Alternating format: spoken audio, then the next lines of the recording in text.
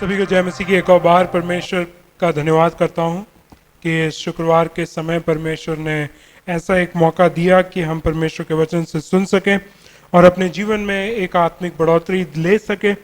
पिछले हफ्ते हमने जब फ्राइडे का मैसेज किया था तो मैसेज में हमने 2 ही भाग को किया कर पाए हम पूरा, और आज हम उसके अगले 2 भागों को कंप्लीट करना चाहेंगे और आज के संदेश को समाप्त करना चाहेंगे। जो हम अध्याय देख रहे हैं, जो भाग हमने उठाया था वो था लूका रचित सुसमाचार, उसका 2 अध्याय, उसका 52 वाक्य। लूका 2 उसका 52 वाक्य एक और बार हम पढ़ेंगे और उसके बाद हम आगे जाएंगे। और इसका तुम्हारे लिए यह पता है नहीं, लूका 2 उसका 52 और यीशु बुद्धि और डील डोल में और परमेश्वर और मनुष्य के अनुग्रह में बढ़ता गया। तो यीशु मसीह के बारे में ये बताया जा रहा है कि यीशु मसीह अपने बालक अवस्था से किस तरीके से वो बढ़ा है, क्योंकि ये 52 पढ़ने के बाद जब हम यीशु मसीह को दोबारा देखते हैं तो वो 30 साल की उम्र में देखते हैं। तो उन 30 सालों में यीशु मसीह का जो बढ़ना है उसे एक वाक्य में संक्षिप्त करके समझाया गया है कि यीशु मसीह जो है बुद्धि और डीडोल में और परमेश्वर और मनुष्य के दोनों के अनुग्रह में बढ़ता गया। हमने पिछले हफ्ते देखा था कि किस तरीके से हमें बुद्धि में बढ़ना है, किस तरीके से हम जो ज्ञान प्राप्त करते हैं, जिस दिन हम प्राप्त करते हैं उसी दिन वो शायद कई बार आउटडेटेड हो जाता है और अगले दिन उसका नया वर्जन या अपडेटेड नॉलेज आ जाता है। तो इसलिए हर एक व्यक्ति को चाहिए कि वे अपने नॉलेज को अपडेट करते रहें। हम पुराने ज्ञान के साथ आज के समय में या आज के दिन को नहीं हासिल कर सकते हैं, क्योंकि आज तक जो हमारे पास नॉलेज है वो कल के लिए काफी नहीं है, और जो कल का नॉलेज था वो कल तक ही सीमित था। तो आज अगर हमें कोई कार्य करना है तो आज हमें उस बातों के लिए क्या ज्ञान प्राप्त करना है, क्या बुद्धि प्राप्त करनी है, उस बुद्धि के हिसाब से हमें कार्य करना पड़ेगा, उस समझ को रखते हुए कार्य करना पड़ेगा, नहीं तो हम कहीं ना कहीं चूक सकते हैं। तो इसलिए परमेश्वर इस वाक्य को याकूब की पत्री 1 का 5 वाक्य में कहता है कि बुद्धि जिनके पास कमी हो वो परमेश्वर से मांगे और परमेश्वर उनको बुद्धि प्रदान करेगा।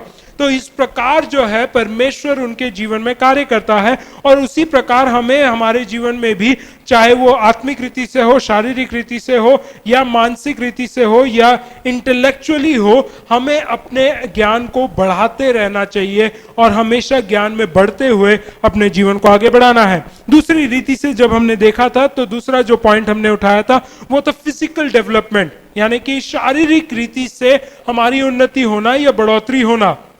यीशु मसीह भी जब अपने डील डॉल में वो बड़ा है तो वो कहने का मतलब क्या है कि जैसा वो छोटा था हाइट में 12 साल की उम्र में, वैसा ही वो नहीं रहा, लेकिन वो डील डॉल में भी बढ़ा, और वो बढ़ई का पुत्र होने के वजह से वह बढ़ई के काम में भी निपुण था, और बढ़ई के कार्य में भी जब हम देखते हैं तो लकड़ियों का कार्य था, और लकड़ी उस समय की जो है बहुत ही भारी हुआ करती थी, जिसे उसे अकेले कई बार उठाना भी पड़ सकता होगा, लेकिन हम ये मान सकते हैं कि बढ़ई के कार्य को करते करते वो अपने फिजिकल एक्टिविटी में भी बिजी रहता था। जब हम अपने आत्मिक जीवन में आ जाते हैं, हम कई बार इसी बात में फोकस करके बैठ जाते हैं कि हमें प्रभु के साथ बढ़ना है, आत्मिकता में बढ़ना है, और हम शारीरिक बातों को या मानसिक बातों को या इंटेलेक्चुअल बातों को हम छोड़ देते हैं। लेकिन परमेश्वर का वचन हमें सिखाना चाहता है, जब हम एक व्यक्ति के रूप में, एक इंसान के रूप में हमें परमेश्वर ने बनाया है, हमारे अंदर इंटेलेक्ट दिया है, हमारे अंदर शरीर दे रखा है, हमारे व्यक्तित्व में एक शरीर दे रखा है, हमें उसकी भी देखभाल करनी है, उसके साथ साथ हमें आत्मिकता में भी बढ़ना है और सामाजिक रीति से भी बढ़ना है। तो इसलिए परमेश्वर जो है जब हमें बढ़ोतरी के लिए बोल रहा है तो वो केवल एक एस्पेक्ट को देख के या एक पहलू को देखकर नहीं कह रहा है कि तुम सिर्फ इसमें बढ़ते जाओ और बाकी सब भूल जाओ। परमेश्वर चाहता है कि इंसान जब बढ़े तो सारे पहलुओं में, जो इस तरीके से परमेश्वर ने उसकी सृष्टि करी है, रचना करी है, उस तरीके से वो बढ़ने के लिए कोशिश करें। अभी जो अगला जो पॉइंट इसमें आता है वो आत्मिक है, लेकिन मैं आत्मिक पॉइंट को आखिर में लेना चाहता हूं। और अभी जो हम हैं चौथे पॉइंट में, जहां पे लिखा हुआ है कि मनुष्य के अनुग्रह में वो बढ़ता गया।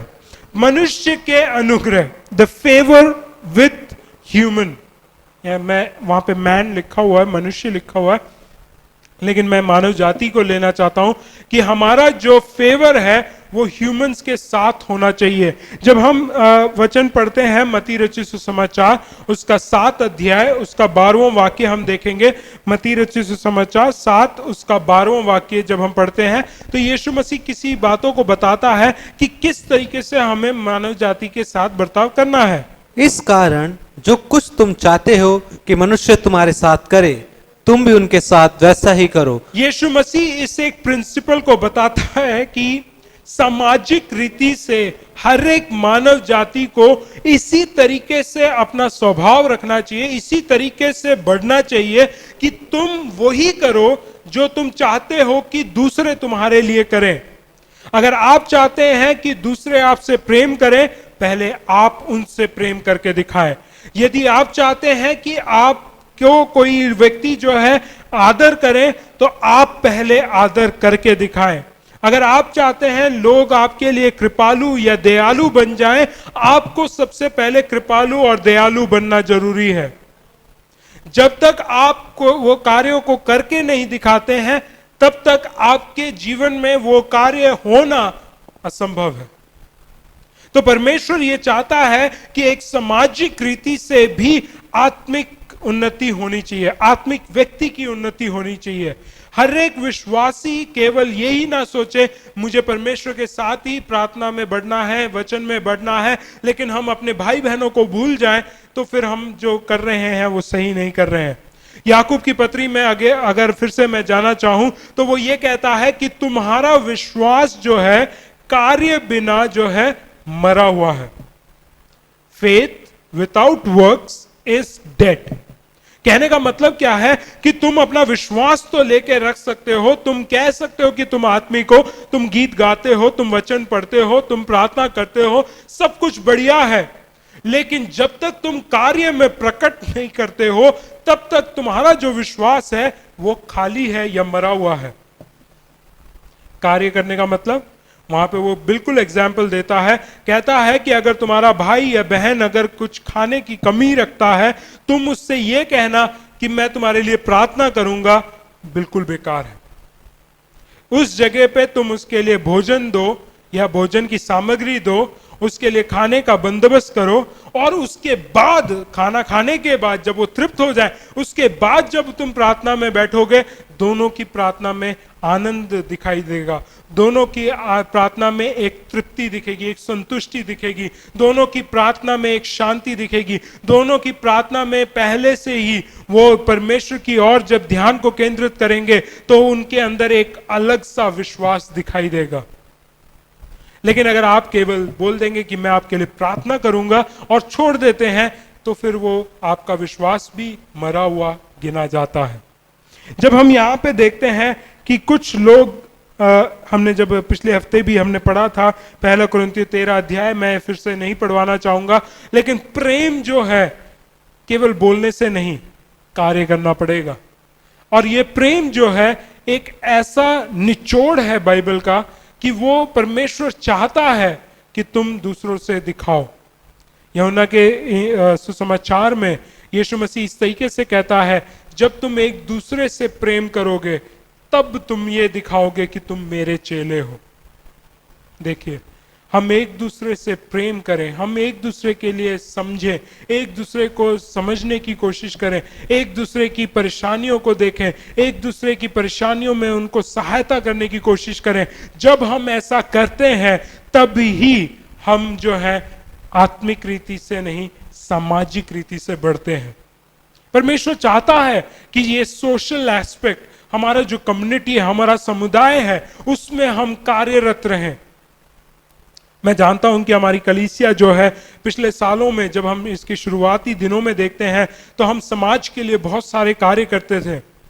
हम फ्री मेडिकल कैंप, हम भंडारा करते थे, हम लोगों को खाना बांटते थे, हम लोगों को कपड़े बांटते थे, हम लोगों को दवाइयाँ बांटते थे। ऐसे बहुत सारे कार्य हम समाज के लिए करते थे, क्योंकि हम जानते थे कि हमें परमेश्वर ने समाज में रखा है ताकि हम एक सामाजिक रीति से भी उन्नति को प्राप्त कर सकें। यीशु मसीह के बारे में अगर हम बोलें तो यीशु मसीह ने अपने सामाजिक जीवन में कहीं से भी कोई बुरा नाम नहीं लिया। हम अपने गवाही को लोगों के सामने सही रखें।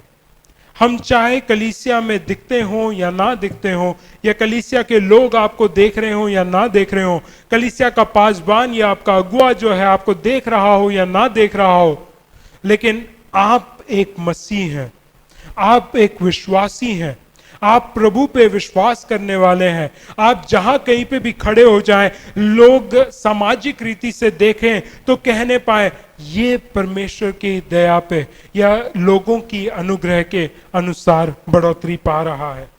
हम एक और वाक्य को पढ़ेंगे, दो वाक्य को पढ़ेंगे और फिर हम अगले पॉइंट पे जाएंगे। नीति वचन उसका 3 अध्याय 3-4 वाक्य।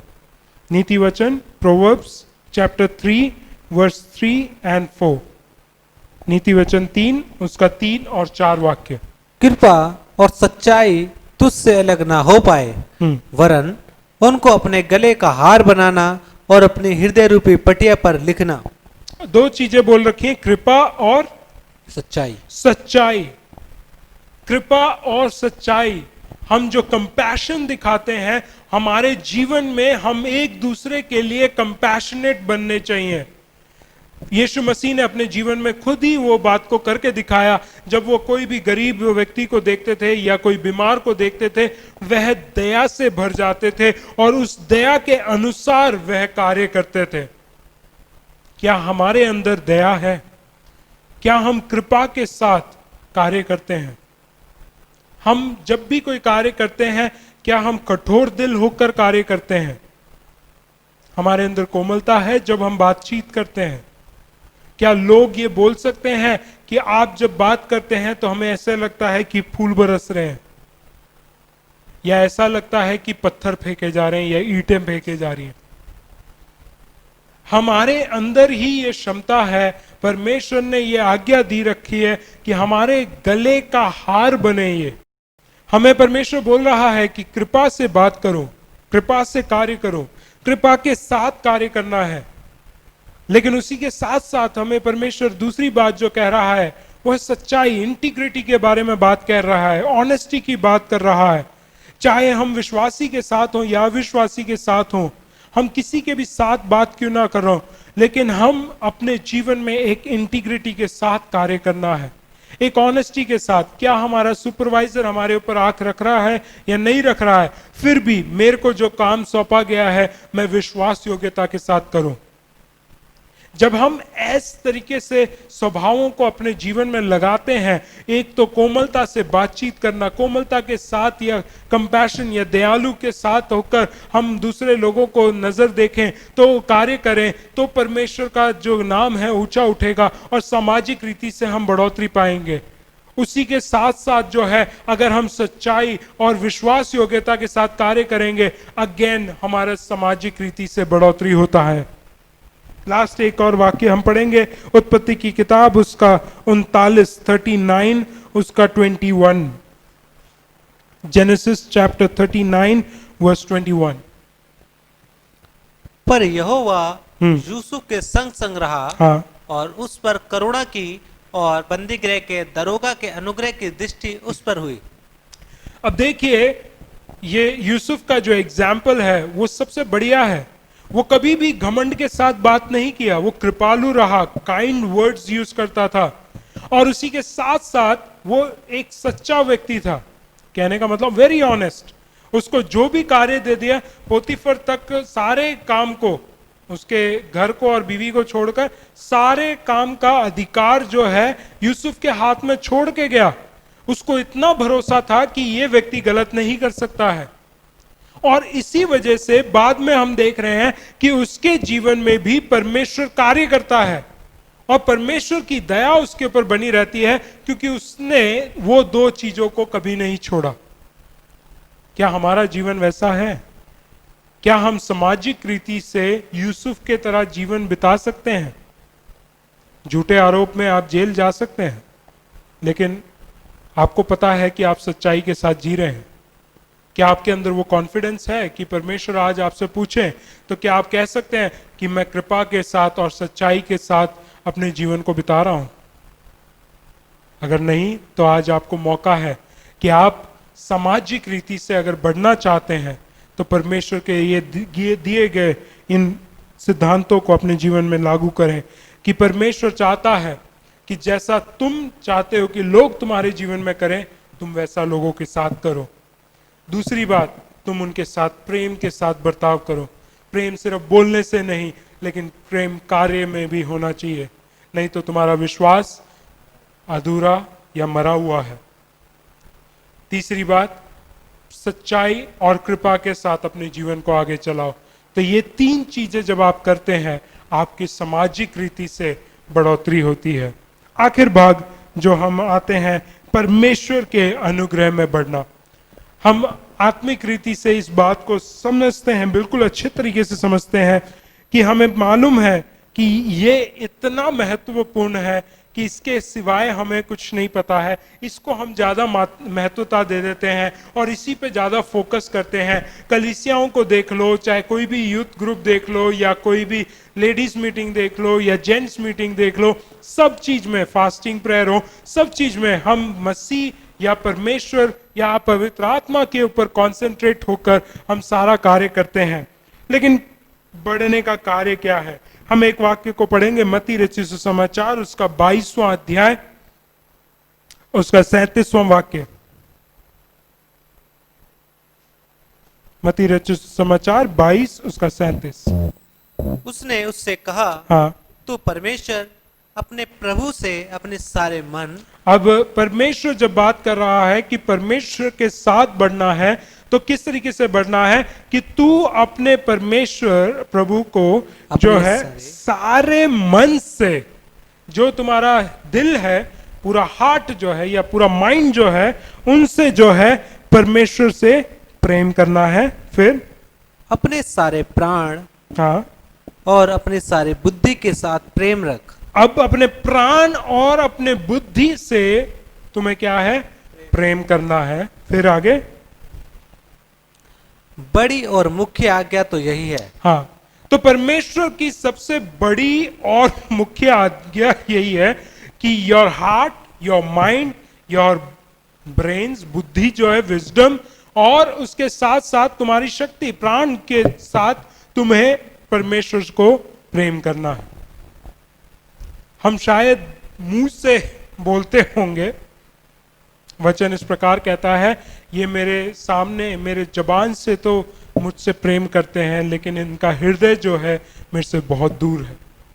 इजराइलियों के बारे में कहता है, लेकिन मुझे लगता है वो आज के टाइम के जो विश्वासी हैं उनके लिए भी वो एप्ट है। कहने का मतलब क्या है कि हम अपने आप को ऐसे एक पोजीशन में ले आते हैं जहां पे हम केवल मुंह से बोलना और मुंह से प्रेम करना परमेश्वर के लिए प्रकट करते हैं, लेकिन हम ये भूल जाते हैं कि परमेश्वर मुंह से निकले हुए वचन से ज्यादा मन के अंदर का जो सोच है या विचार है या जो निर्णय है, उस पे ज्यादा ध्यान देता है। वचन इस प्रकार कहता है कि परमेश्वर जो है मनुष्य के मनों को जांचता है। वो तुम्हारे सोच को दूर ही से पहचान लेता है कि तुम क्या सोच रहे हो। वैसा परमेश्वर से अगर हमें प्रेम करना है या वो परमेश्वर के साथ हमें बढ़ोतरी पानी है, तो फिर वो ऐसे नहीं हो सकता कि सिर्फ बोलने से नहीं हो सकता है। हम मनुष्यों तक तो हम कुछ भी बोले तो हो सकता है कि वो मान ले, विश्वास कर ले, बेशक हम झूठ भी बोल रहे हो तब भी वो मान लेंगे। लेकिन परमेश्वर ऐसा नहीं है। परमेश्वर के सामने चाहे आप रोकर भी बोल दो, तब भी वो आपके मन को जानता है कि अगर मन में अगर आपके लिए परमेश्वर के लिए प्रेम नहीं है, तो आप चाहे आंसू बहा लो, चाहे आप घुटने में बैठ लो, चाहे आप उपवास में बैठ लो, वो आपके हृदय में झांक कर देखता है कि आपके हृदय में उसके लिए कोई प्रेम नहीं है। इसलिए परमेश्वर से आप प्रेम करते हैं तो पूरे मन, पूरे हृदय, पूरी बुद्धि, पूरे प्राण, जो कुछ आपके पास है उन सब से आपको परमेश्वर का प्रेम करना है। एक और वे प्रेम कैसे हम परमेश्वर के अनुग्रह में बढ़ सकते हैं, नीति वचन 8:35 हम पढ़ेंगे। नीति वचन 8:35।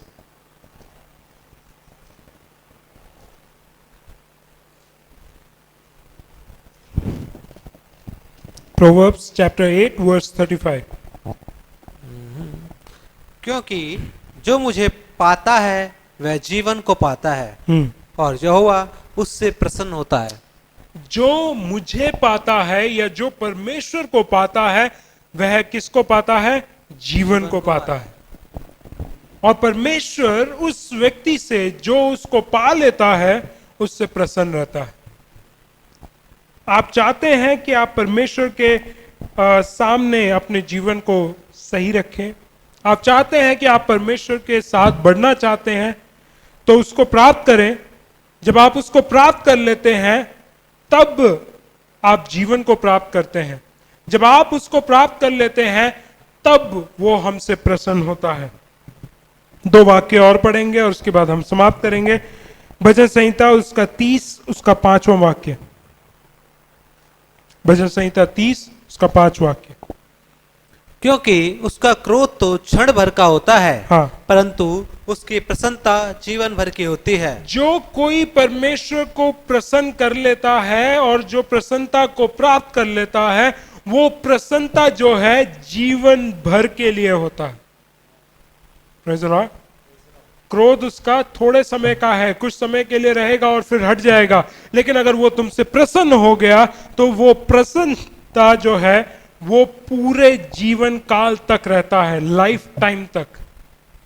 हम कई बार प्लान्स देखते हैं मोबाइल में, लाइफ टाइम वैलिडिटी, और वही लाइफ टाइम वैलिडिटी परमेश्वर की प्रसन्नता में है। अगर आप उसको पा लेते हैं, अगर आप उससे प्रेम कर लेते हैं, अगर आपका प्रेम परमेश्वर के सामने जेन्युइन पाता है, तो परमेश्वर उसको जीवन देता है, उस व्यक्ति को जीवन देता है और परमेश्वर उससे प्रसन्न हो जाता है और उसकी प्रसन्नता जो है लाइफ टाइम वैलिडिटी वाली है। आखिर एक वाक्य और पढ़ेंगे और हम समाप्त करेंगे। भजन संहिता में से ही 90 का 17 पढ़ेंगे।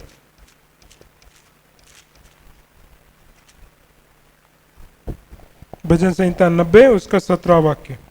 हमारे परमेश्वर यहोवा की मनोहरता हम पर प्रकट हो। हाँ। तू हमारे हाथों का काम हमारे लिए दृढ़ कर, हमारे हाथों के काम को दृढ़ कर। हमारा कोई भी कार्य अगर दृढ़ होना है, हमारा कोई भी कार्य सफल होना है, तो परमेश्वर की प्रसन्नता हमारे ऊपर या परमेश्वर का फेवर हमारे ऊपर होना बहुत जरूरी है।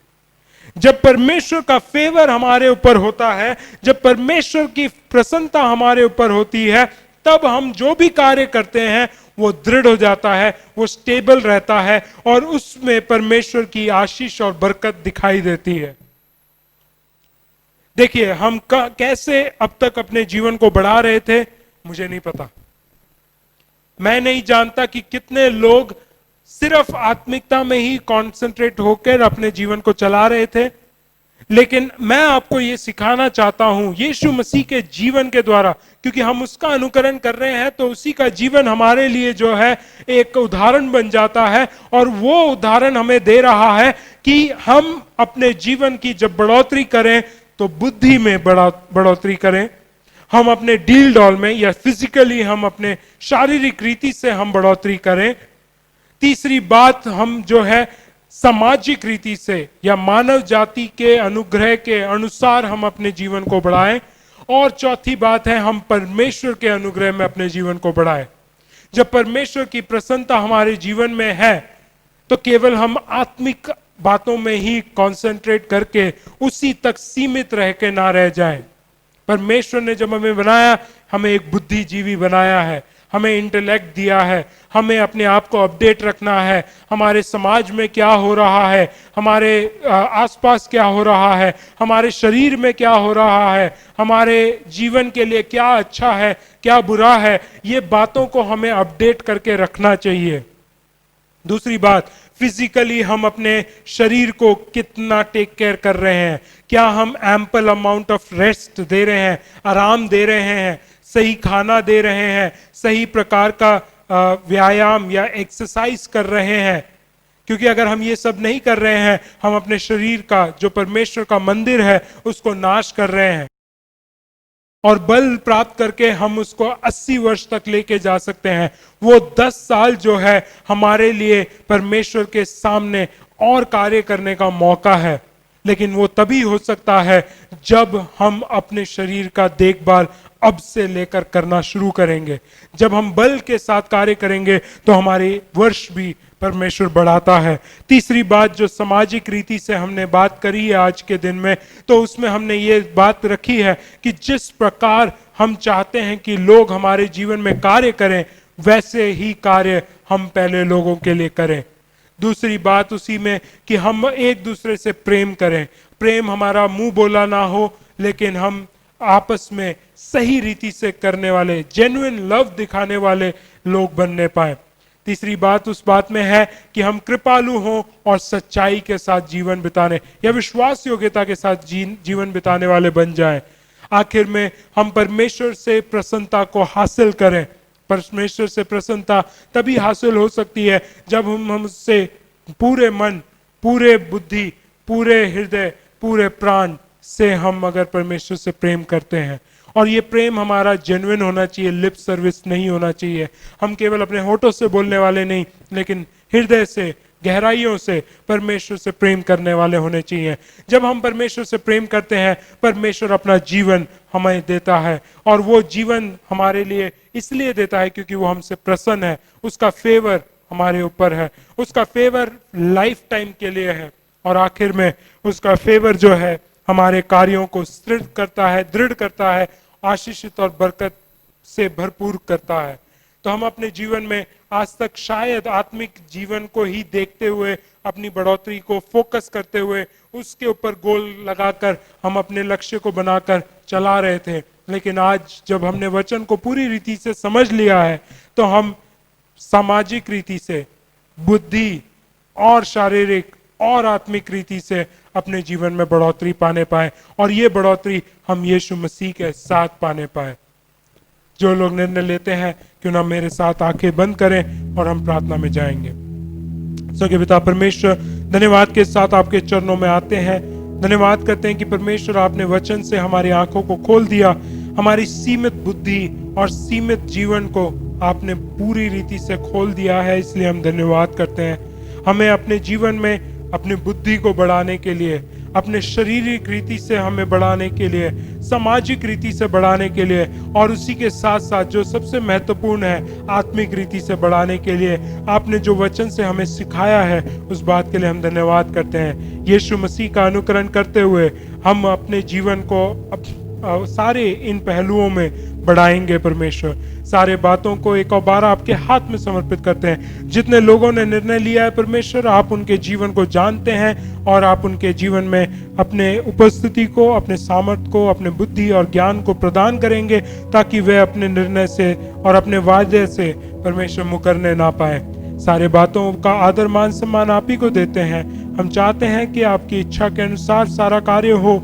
ये अवस्थाएं, परिस्थितियां, ये बीमारियां आपके नियंत्रण में है, और आपने जब तक अनुमति दिया है तब तक रहेंगी।